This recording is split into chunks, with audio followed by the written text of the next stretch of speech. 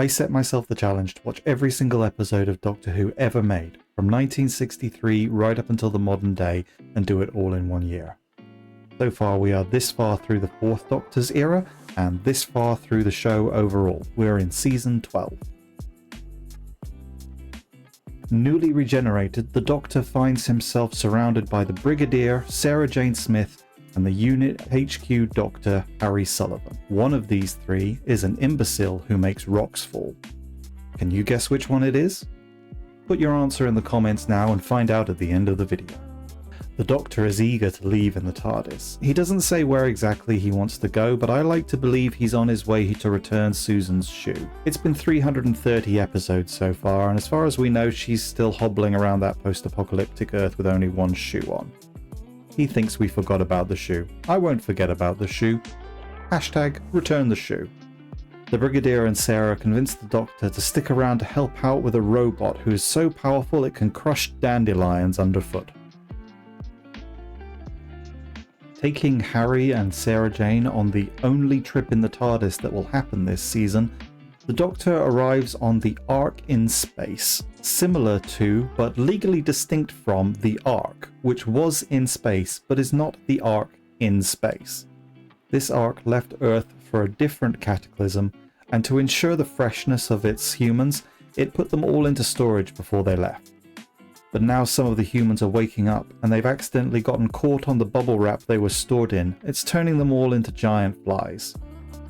Luckily, the Doctor is able to blow up the flies in a rocket, thereby saving humanity. And as an added bonus, he offers to teleport down to Earth with Harry and Susan to ensure that it's safe for human repopulation.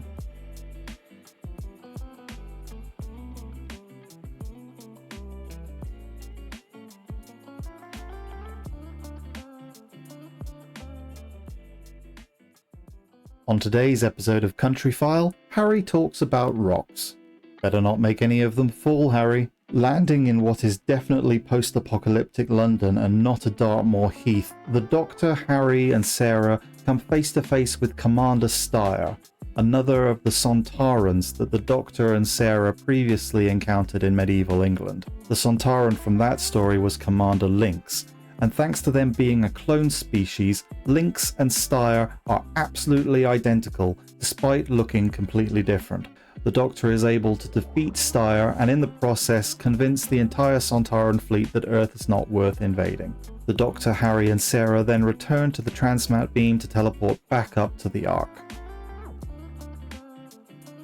On their way to the Ark though, the transmat beam is intercepted by the Time Lords who have a new mission for the Doctor. They want him to go back in time to the planet Skaro, to the creation of the Daleks, and avert that creation. Appearing in the middle of a battlefield, the team are separated and come face to face with the Khaled scientist who originally created the Daleks, Davros. Himself part Dalek by virtue of his wheelchair, because as we all know, disabled people are inherently evil. The Doctor sets up explosives to kill off all the Daleks that have been created so far, but questions the decision.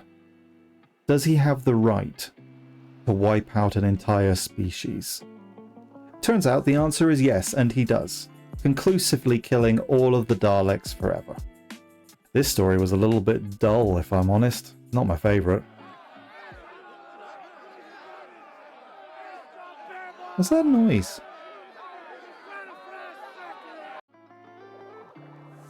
Returning via time ring to the Ark, the Doctor, Harry and Sarah find that they've arrived in the wrong time period entirely, and the Ark is under attack by the Cybermen. This serial sees the Doctor strapped to a bomb and forced to travel deep into the heart of an asteroid. On the way down, their path is blocked, and pushing on the rocks, Harry accidentally caused a landslide. Which means... Did you make the rocks fall, Harry? Well, I suppose I must have done, yes.